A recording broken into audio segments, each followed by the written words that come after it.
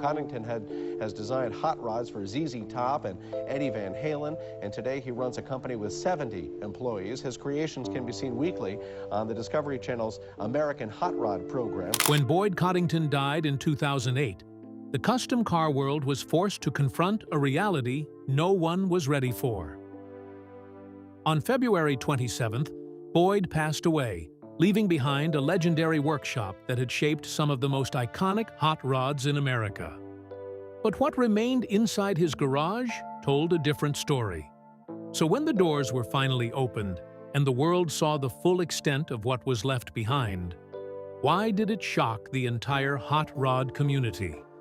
And what did it reveal about the final days of a man who transformed metal into art? Join us as we uncover what was really left inside Boyd Coddington's garage after his death. The man who turned a Disneyland paycheck into a legend.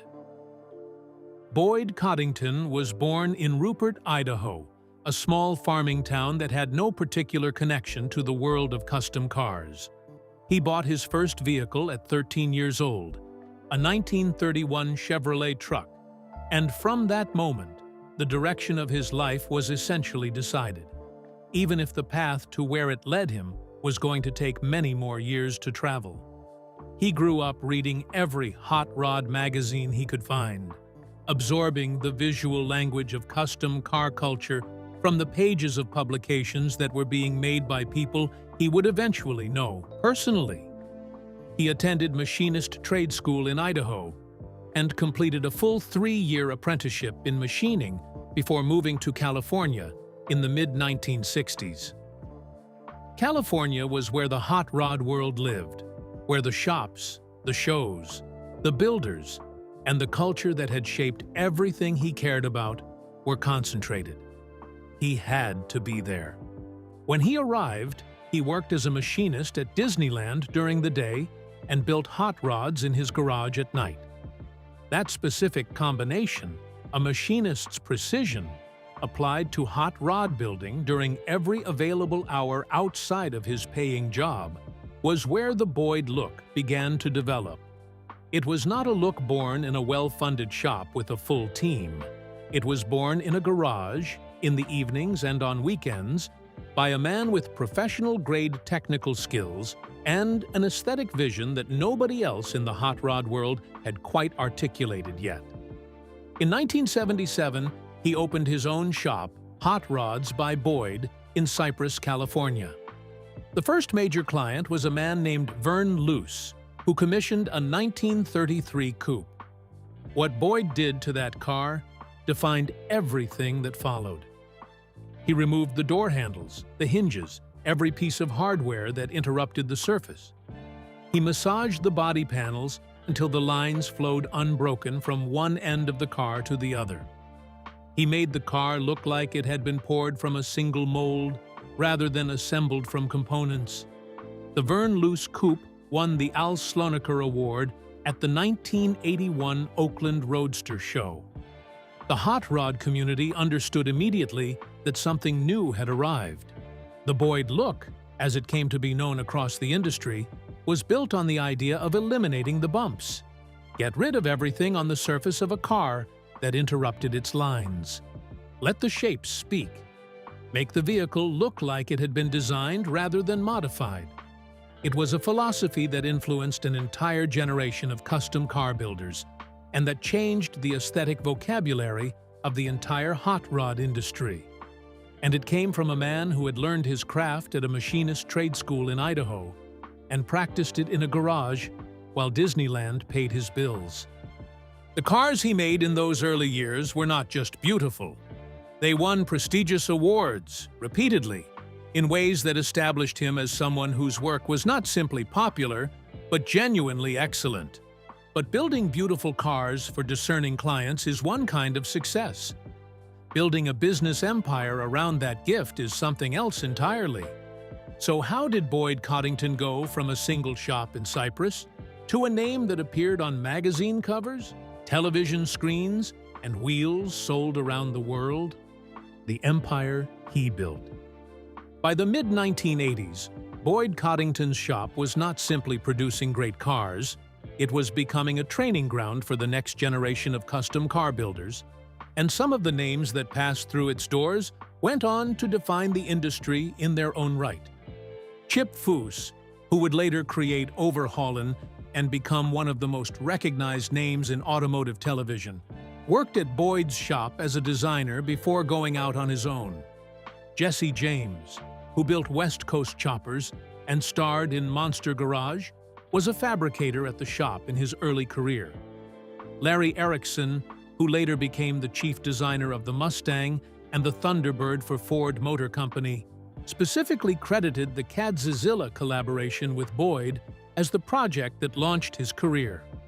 The shop in La Habra was not just a place where cars were built, it was a place where careers began. In 1988, Boyd launched Boyd's Wheels, Inc., a company manufacturing and marketing custom alloy wheels made from billet aluminum.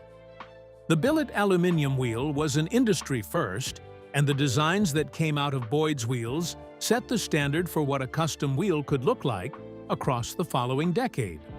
The wheel business eventually became as significant commercially as the car building operation, turning Boyd Coddington from a custom car builder into a genuine automotive industry brand. The cars he built during this period became landmarks in the custom car world. Cadzilla, a 1948 Cadillac built for ZZ Top guitarist Billy Gibbons, is considered one of the defining custom car creations of the 20th century. The Smoothster, the Aluma Coupe, the Boydster Roadster series, Chazoom, What the Hey, the French Connection. Each one of these machines was a statement of genuine aesthetic vision combined with genuine technical skill. His cars won the Grand National Roadster Show's America's Most Beautiful Roadster Award 7 times, making him the only back-to-back winner in the history of that competition. He was inducted into the Hot Rod Hall of Fame, the SEMA Hall of Fame, the Route 66 Hall of Fame, and the National Rod and Custom Museum Hall of Fame. A DuPont paint color was named Boyd Red after him. His work was featured on the cover of Smithsonian Magazine, making him the first custom car builder to receive that distinction. This was not a niche figure known only to car enthusiasts. This was a man who had taken a working-class American craft and elevated it to the level of recognized art in a way that mainstream cultural institutions acknowledged and documented. And then, in 2004, a television camera arrived at his shop and introduced everything he had spent 30 years building to an audience of millions. So, what happened when Boyd Coddington became a television personality? The show that made him famous to everyone. American Hot Rod premiered on TLC, the Learning Channel, in 2004, and it did for Boyd Coddington what the Verne Luce Coupe had done for his reputation in the hot rod community in 1981. It made people pay attention who had not been paying attention before. The show ran for 5 seasons, filming inside Boyd's La Habra shop as he and his team took on custom build projects for clients ranging from collectors to celebrities. The format was familiar to anyone who had watched American Chopper. A charismatic figure runs a specialized workshop, builds remarkable things under deadline pressure, and the camera captures the personalities and conflicts along the way. Billy Gibbons, who had commissioned Cadzilla years before the cameras arrived, came back to the shop during the show's run for new projects. Other celebrity clients appeared. The work was extraordinary. The show was also known, as the Wikipedia entry for it states plainly, for its frequent rows and bust-ups and a high staff turnover rate. Boyd Coddington was not a relaxed presence to work for. He was demanding, precise, and had standards that the work either met or did not meet, with no comfortable middle ground. Some crew members left his shop specifically to work for Chip Foose on Overhaulin, where the atmosphere was described as considerably less intense. Even Boyd Coddington Jr., his own son, could not work at the shop for long before the pressure became more than the relationship between father and son could absorb. The public perception of Boyd Coddington during the television years was complicated by what the cameras showed. To the broader audience encountering him for the first time through American Hot Rod, he could appear temperamental and difficult. To the people in the hot rod community who had been following his work since the 1970s, that perception missed the more important truth: that the tension in the shop was the direct product of standards that had produced the most beautiful custom cars in the history of the industry. You do not win the America's Most Beautiful Roadster Award 7 times by being relaxed about whether things are right. The show ran until the time of his death, with the final episode airing in 2008, around the time he passed away. It was never properly concluded. It simply stopped, the way everything about Boyd Coddington's professional life stopped, abruptly and without the ending that the story deserved. So what actually happened to him? And why did a man who seemed at the peak of his cultural visibility die at 63 years old? The death that nobody was ready for. Boyd Coddington had been a diabetic for many years. Diabetes was a condition he managed, as millions of people do, as a background reality of his daily life rather than as an active crisis. The disease itself was not what killed him. What killed him was a surgical complication that his underlying health conditions made catastrophically difficult to survive. He developed a perforated colon, a condition in which the colon wall develops a hole that allows its contents to leak into the abdominal cavity, causing a severe infection called peritonitis. He underwent surgery for it. The surgery was necessary, and the operation itself was performed. But what followed the procedure was a cascade of complications that his diabetic condition made his body unable to fight off effectively. He developed sepsis, the body-wide response to severe infection that can shut down organ systems when the immune response becomes dysregulated. He developed kidney complications. On February 27, 2008, Boyd Coddington died at a hospital in Whittier, California. He was 63 years old. The automotive world reacted immediately and with genuine grief. He was not simply a famous name. He was the person who had shaped the aesthetic standards of an entire industry for 3 decades. The man who had trained Chip Foose and Jesse James and Larry Erickson. The builder whose cars had won more America's Most Beautiful Roadster awards than anyone else in history. His death left a gap in the custom car world that nobody who knew the industry was prepared to treat as fillable by anyone else. He was buried at Rose Hills Memorial Park in Whittier, California. The funeral brought together people from across the automotive world, from longtime clients to former employees, to the journalists and photographers who had spent careers documenting his work. And then the question that nobody had been prepared to answer suddenly had to be answered. What happened to the shop? What happened to the cars inside it? What happened to everything Boyd Coddington had been working on when he died? What was inside the garage when they opened it? The Boyd Coddington Hot Rod Shop in La Habra, California, did not close the day Boyd died. His wife Jo took over the running of the business and tried to continue operating. She had been deeply involved in the business alongside Boyd during the later years and was not an outsider suddenly thrust into an unfamiliar situation. But running a custom hot rod shop and a custom wheel manufacturing operation simultaneously, in the immediate aftermath of her husband's death, while managing the grief of the team that had worked with him and the expectations of clients whose projects were still in progress, was a load that no single person could sustain indefinitely. Jo Coddington gave it 4 months. The Boyd Coddington Hot Rod Shop in La Habra officially closed its doors on June 20, 2008, 4 months after Boyd's death.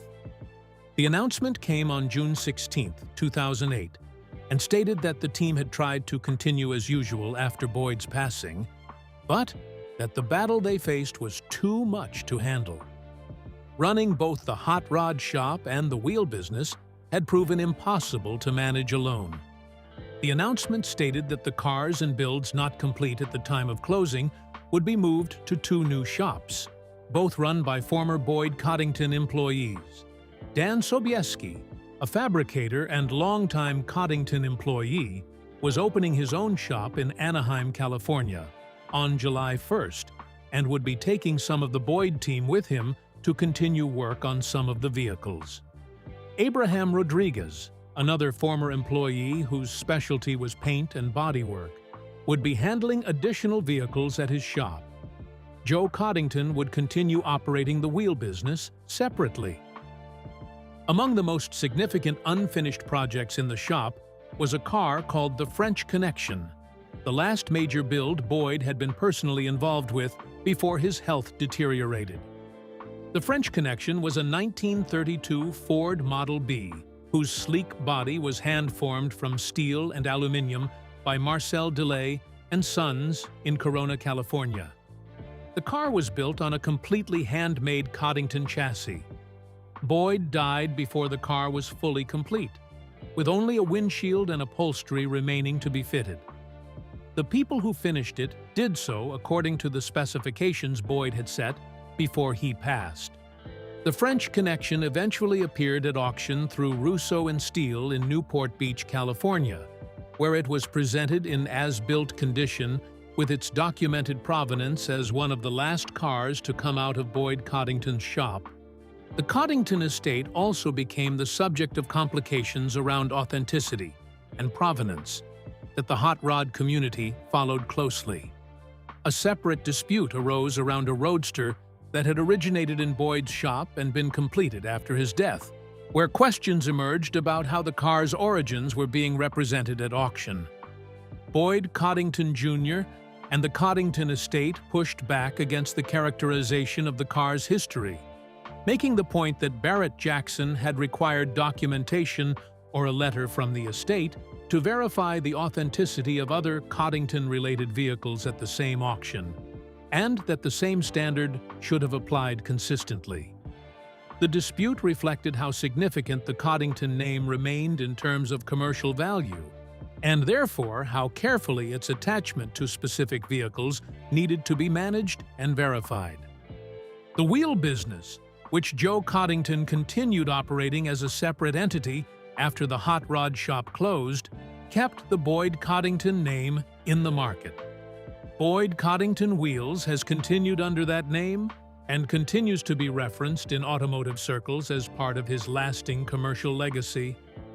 The name remained visible in the industry, carried forward through wheels, licensing, and legacy.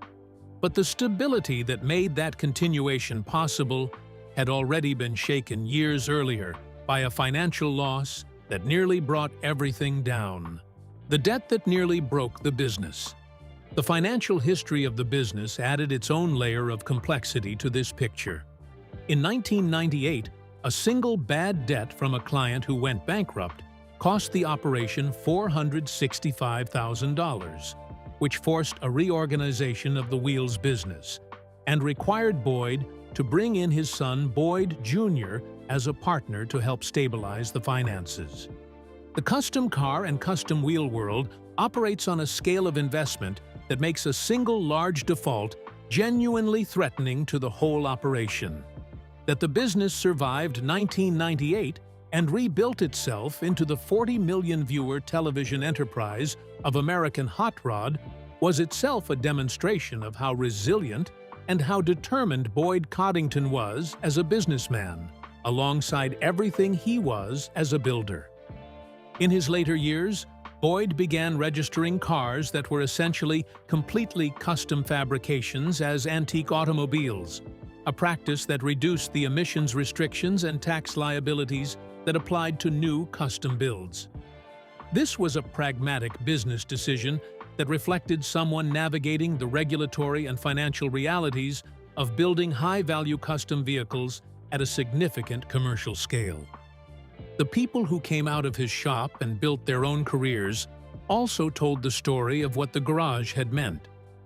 Chip Foose, who was inducted into the Hot Rod Hall of Fame at the same ceremony as Boyd in 1997, built Overhaulin' into one of the most beloved car shows of its era. Jesse James built West Coast Choppers and Monster Garage. Larry Erickson went to Ford and designed the Mustang.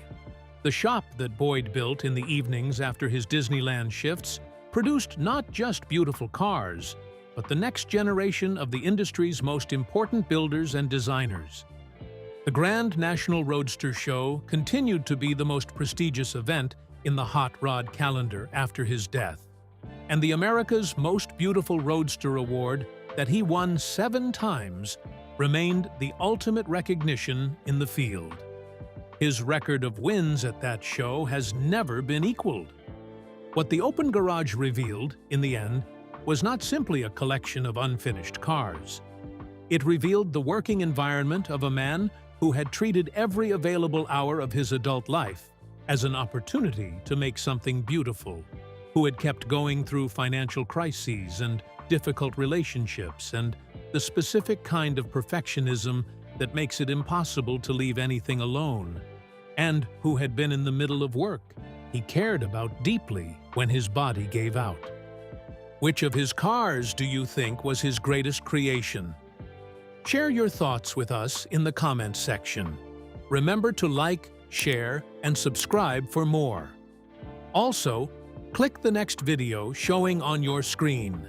You will enjoy it.